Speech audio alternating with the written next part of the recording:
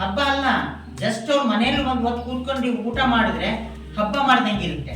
ಪಂಕ್ತಿಯಲ್ಲಿ ಕೂತ್ಕೊಂಡು 50 ಜನ ಕೂತಿರ್ತಾರೆ, ಪಂಕ್ತಿ ಕೂತ್ಕೊಂಡಂಗೆ. ನಿಮ್ಮ ಫಂಕ್ಷನ್ ಅಲ್ಲಿ ಏನ್ ಮಾಡ್ತೀರಿ? ಪಂಕ್ತಿ. ಮೊದಲು ನೆಲದ ಮೇಲೆ ಕೂತ್ಕೊಂಡು ಊಟ ಮಾಡ್ತಿದ್ರು, ಎಲ್ಲ ನೆಲದ ಮೇಲೆ ಉದ್ದು ಕೂತ್ಕೊಂಡು ಊಟ ಮಾಡ್ತಿದ್ರು. 50 ಜನ ಇರೋ ಮನೆ ಅಂದ್ರೆ ಹೆಂಗಿರುತ್ತೆ ಹೇಳ್ರಿ? ಒಂದ್ಸರಿ ಬೇಯಿಸ್ಬೇಕು ಅಂದ್ರೆ 25 kg ಮೂಟೆ ಒಂದ್ ಅಕ್ಕಿ ಬೇಯಿಸ್ಬೇಕು ಅವರು, ಅಷ್ಟು ದೊಡ್ಡ ಸಂಸಾರ. ಅಲ್ಲಿ ಅವ್ರ ಮನೇಲಿ ಒಂದು ಗುಗ್ಗುಳ ನಡೀತಾ ಇತ್ತು. ಗುಗ್ಗುಳನೋ ಇನ್ನು ಯಾವುದೋ ಸತ್ಯನಾರಾಯಣ ಪೂಜೆನೋ ಅಥವಾ ಎಲ್ಲಮ್ಮನ ಕಥೆನೋ ನಡೀತಿತ್ತು, ತುಂಬಾ ಜೋರ ನಡೀತಾ ಇತ್ತು. ಆದ್ರೆ ಅವ್ರ ಮನೇಲಿ ಒಂದು ಕಾಡ್ಬೇಕಿತ್ತು, ಬಹಳ ಕಾಡೋಬೇಕು. ಕಾಡ್ಬೇಕಂದ್ರೆ ಕಾಡ್ಬೇಕಲ್ಲ, ಕಾಡೋಬೇಕು. ಮತ್ತೆ ಕಾಡ್ಬೇಕು ಅನ್ಕೋಬೇಡಿ, ಕಾಡೋಬೇಕು. ಆ ಬೆಕ್ಕು ಏನ್ ಮಾಡ್ತಿತ್ತು? ಅವ್ರು ಏನಾದ್ರು ಇಡಕ್ ಹೋದ್ರೆ ಅಲ್ಲಿಗೆ ಬಾಗಂತ ಹೇಳೋದು. ಅವ್ರು ನಿಂತು ನಮಸ್ಕಾರ ಮಾಡ್ತಾ ಇದ್ರೆ ಅದು ಬಂದು ಮೈ ಉಜ್ತಾ ನಿಂತ್ಕೊಳ್ಳೋದು ಬೇಕು. ನೀವು ಸಾಕಿರೋ ಮನೇಲಿ ಗೊತ್ತಿರ್ಬೇಕು ಹೆಂಗ್ ಮಾಡ್ತಾ ಬೇಕು. ನೀವು ಒಡ್ಸಿದ್ರು ಹೋಗ್ತಾವ ಮಕ್ಕಳು ಬರ್ತವೆ, ನಿಧಾನ ಸೈಡ್ ನಿಂತ್ಕೊಂಡು ಮತ್ತೆ ಮ್ಯಾವ್ ಅಂತಿರ್ತ, ಹಾಕು ಏನಾದ್ರು ಹಾಕು ಅಂತ ಹಾಕ್ತಾ ಹೋದ್ರೆ ಬಾಲ ನೆಟ್ಟು ಮೇಲ್ ಮಾಡ್ಕೊಂಡು ಬಂದು ಮೈ ಉಜ್ತಾ ಇರ್ತಾರೆ. ಬಿಡ್ತಾವ ನಿಮ್ಗೆ? ಅದೇ ರೀತಿ ಹಾಕ್ಬೇಕು ಅಂತ ಸಹ ಬಹಳ ಕಾಣಿಸ್ತಾ ಇತ್ತು. ಅವ್ರು ಮಾಡಿದ್ರು ಪೂಜೆ ಮಾಡಕ್ ಬಿಡಲ್ಲ. ಎಲ್ಲ ಬಂದಿರೋ ಮಂದಿ ಇಷ್ಟೊಂದಿದ್ದಾರೆ. ಒಂದು ಪೂಜೆ ಅಂದ್ರೆ ಈಗ 1000 ಜನ ಸೇರಿದ್ದಾರೆ. ಇದೇ ಅದು 50 ಮನೆ, 50 ಜನದ ಸಂಸಾರದಲ್ಲಿ ರಿಲೇಷನ್ ಬಂದ್ರೆ ಹೆಂಗಿರುತ್ತೆ? ಜಾತ್ರೆ ಇದ್ದಂಗೆ ಇರ್ತಾವ ಮನೆನೆ. ಹಂಗಿರ್ತಿದ್ವು ಮೊದಲು, ತುಂಬಾ ದೊಡ್ಡ ಫ್ಯಾಮಿಲಿ ಇರ್ತಿದ್ವು. ಆ ಬೆಕ್ಕು ಬಂದು ಕಾಡುತ್ತೆ ಜಾಸ್ತಿ. ಕಾಡ್ಬೇಕಾದ್ರೆ ಅವ್ರೇನ್ ಮಾಡಿದ್ರು, ಯಾಕೋ ಸರಿ ಇಲ್ಲ, ಇದು ಬಹಳ ಹಿಂಸೆ ಕೊಡ್ತಿದೆ ಅಂತ ತಗೊಂಡೋಗಿ ಏನ್ ಮಾಡಿದ್ರು, ಬೀಸ ಕಲ್ಲಿಗೆ ಕಟ್ಬಿಟ್ಟು ಇವರು ಮುಂದಿನ ಪೂಜೆ ಶುರು ಮಾಡ್ಕೊಂಡು ಮುಗೀತು. ಪೂಜೆ ಮುಗೀತು. ಯಾಕಂದ್ರೆ ಮನೆಯಲ್ಲಿ ಪ್ರತಿ ತಿಂಗಳ ಹಬ್ಬಗಳು ಬರ್ತಾ ಇರ್ತವೆ. ಪ್ರತಿಯೊಂದು ಹಬ್ಬ ಮಾಡ್ಬೇಕಾದ್ರೆ ಇದು ಕಾಣ್ತಿತ್ತಲ್ಲ, ಅದು ತಗೊಂಡೋಗಿ ಕಟ್ಟೋದು ಪೂಜೆ ಮಾಡೋದು, ಕಟ್ಟೋದು ಪೂಜೆ ಮಾಡೋದು, ಕಟ್ಟೋದು ಪೂಜೆ ಮಾಡೋದು ಮಾಡ್ತಾನೆ ಬಂದ್ರು. ಬೆಕ್ಕಿತ್ತಲ್ಲ ಮನೆಯಲ್ಲಿ. ಈಗ ಬರ್ತಾ ಬರ್ತಾ ಏನಾಯ್ತು ಅಂದ್ರೆ ನ್ಯೂಕ್ಲಿಯರ್ ಫ್ಯಾಮಿಲಿ ಅಂತ ಹೇಳ್ತೀವಿ. ಮೊದಲು ಕೂಡ್ ಫ್ಯಾಮಿಲಿ ಇತ್ತು, ಅವಿಭಕ್ತ ಡಿವೈಡ್ ಆಗ್ತಾ ಬಂದು ಈಗಲೂ ಅವ್ರ ಮನೇಲಿ ಅದೇ ತರ ಪೂಜೆ ನಡ್ಕೊಂಡು ಹೋಗ್ತಾ ಇದೆ. ಆದ್ರೆ ಅವ್ರ ಮನೇಲಿ ಈಗ ಬೆಕ್ಕೆ ಇಲ್ಲ. ಏನ್ ಮಾಡ್ಬೇಕು? ಊರಲ್ಲೆಲ್ಲ ಹುಡ್ಕಾಡಿದ್ರು, ಎಲ್ಲೋ ಒಂದ್ ಬೆಕ್ಕು ಬಡಕಲು ಬೆಕ್ಕು ಅಂತ ಸಿಕ್ತು. ಅದು ಎತ್ಕೊಂಡ್ಬಂದ್ರು, ತಗೊಂಡ್ಬಂದ್ರೆ ಅದೇ ಬೀಸ ಕಲ್ಲಿಗೆ ಕಟ್ಟಿದ್ರು, ಪೂಜೆ ಮಾಡಕ್ ಶುರು ಮಾಡಬೇಕಲ್ವಾ? ಯಾಕಂದ್ರೆ ಹಿರಿಯರು ನಡ್ಸ್ಕೊಂಡ್ಬಂದ್ರು. ಹಿರಿಯರು ಯಾಕೆ ನಡ್ಸ್ಕೊಂಡ್ಬಂದ್ರು? ಕಾಣಿಸಿದ್ದಂತ ಬೆಕ್ಕು ಕಟ್ಟಿದ್ರು. ಅದು ಈಗ ಏನಾಗ್ತಿದೆ, ಅದೇ ನಡ್ಕೊಂಡ್ ಬಂದಿತ್ತಲ್ಲ, ಕಲೆ ತಲಾಂತರದಿಂದ ಬೆಕ್ಕಟ್ಟದೇ ನಡ್ಕೊಂಡ್ ಬಂದಿತ್ತಲ್ಲ, ಅದಕ್ಕೋಸ್ಕರ ಈಗಲೂ ಸಹ ಬೆಕ್ಕು ಇಲ್ದ ಹೋದ್ರು ಊರ ಹುಡ್ಕೊಂಡು ತಗೊಂಡ್ ಮನೆ ಇಟ್ಕೊಂಡು ಬೆಕ್ಕ ಕಟ್ಟಕ್ಕೆ ಪೂಜೆ ಮಾಡಕ್ ಶುರು ಮಾಡ್ತಾರೆ. ಸಂಪ್ರದಾಯ ನಡ್ಕೊಂಡ್ ಬಂದಿದ್ ಮೊದ್ಲಿಂದನು, ಹೌದಲ್ಲ? ಈಗ ನೀವು ಮದ್ವೆ ಮಾಡ್ಬೇಕಾದ್ರೆ ಕಂಬ ನಿಲ್ಲಿಸ್ತೀರಿ. ಕಂಬ ನಿಲ್ಲಿಸಿದ ತಕ್ಷಣ ಹಾಲು ಹಾಕ್ತೀರಿ, ತುಪ್ಪ ಹಾಕ್ತೀರಿ, ನೈವೇದ್ಯ ಮಾಡ್ತೀರಿ, ಪೂಜೆ ಮಾಡ್ತೀರಿ, ಆಮೇಲೆ ನಿಲ್ಲಿಸ್ತೀರಿ. ಇದು ನಿಮ್ಗೇನೋ ಗೊತ್ತಿತ್ತ?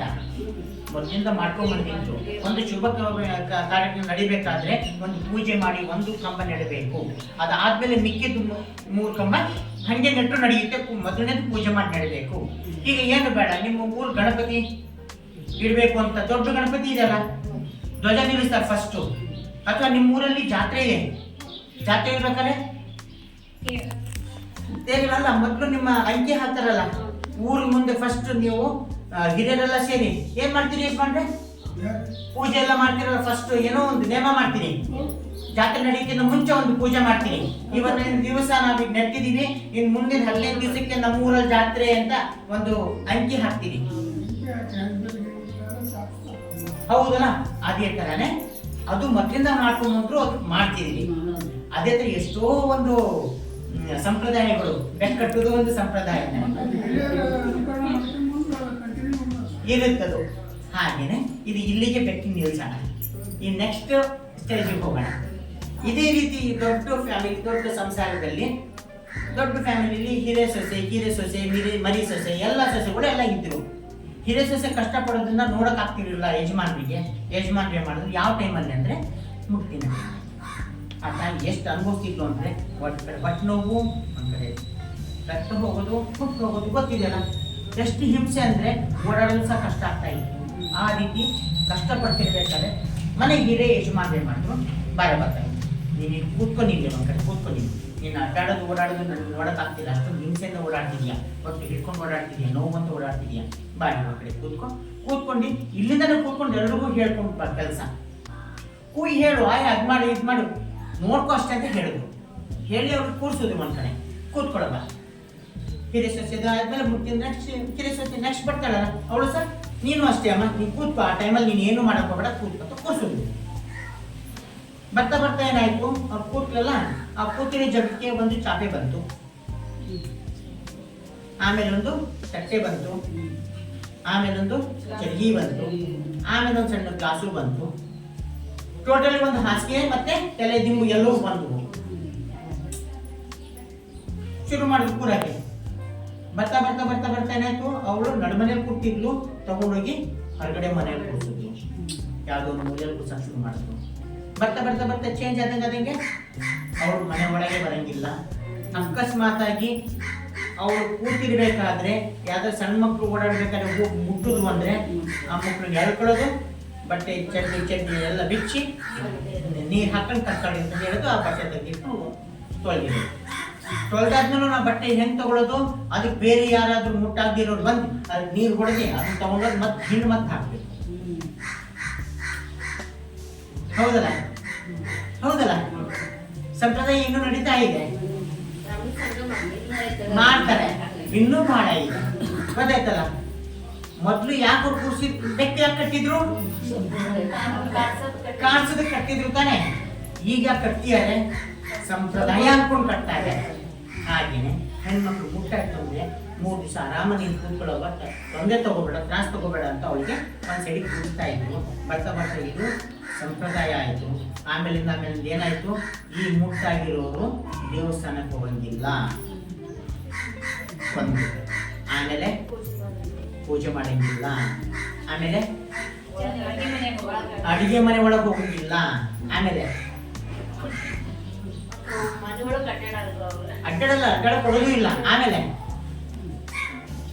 ಸಂಡಿಗೆ ಮುಟ್ಟಂಗಿಲ್ಲ, ಉಪ್ಪಿನಕಾಯಿ ಮುಟ್ಟಂಗಿಲ್ಲ. ಉಪ್ಪಿನಕಾಯಿ ಮುಟ್ಟಿದ್ರೆ ಗುಳ ಬಿದ್ದು ಬಿಡ್ತಾವ.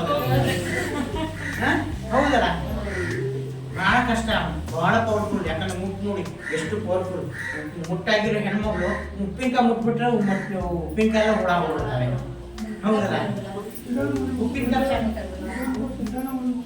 ಗಿಡನೇ ಒಣಗೋಗ್ಬಿಡ್ತಾರೆ, ಬಹಳ ಪವರ್ಫುಲ್. ಮಕ್ಕಳು ಮುಟ್ಟಂಗೆಲ್ಲ ಸ್ವಲ್ಪ ಹೋಗ್ಬಿಡ್ತಾರೆ, ಈ ಮುರ್ದಾಸ ಆಗೋಗ್ಬಿಡುತ್ತೆ. ಮುರ್ದಾಸ ಹೋಗಿ ಚುಚ್ಚಿಸ್ಕೊಂಡ್ ಬಂದ್ಬಿಡ್ತಾರೆ, ಮುರ್ದಾಸ ಆಗಿದೆ ಅಂತ. ಇವೆಲ್ಲವೂ ಏನಾಗ್ತದೆ ಅಂದ್ರೆ ನಾವು ನಡ್ಕೊಂಡು ಬಂದಿರೋ ರೀತಿ ಆಗಿರುತ್ತೆ. ಆಕ್ಚುಲಿ ಹೇಳಬೇಕು ಅಂದ್ರೆ ಮುಟ್ಟು ಒಂದು ಶಾಪ ಅಲ್ಲ, ಒಂದು ವರ ಅಂತ ಹೇಳಬೇಕು. ಪ್ರತಿ ಪ್ರಪಂಚನೇ ಮುಟ್ಟಿನಿಂದ ಆಗಿರೋದು ಗೊತ್ತಿದೆಯಲ್ಲ. ಈಗ ಉಪ್ಪಿನಕಾಯಿ ಫ್ಯಾಕ್ಟ್ರಿಯಲ್ಲಿ ಕೆಲಸ ಮಾಡೋರು ಯಾರು?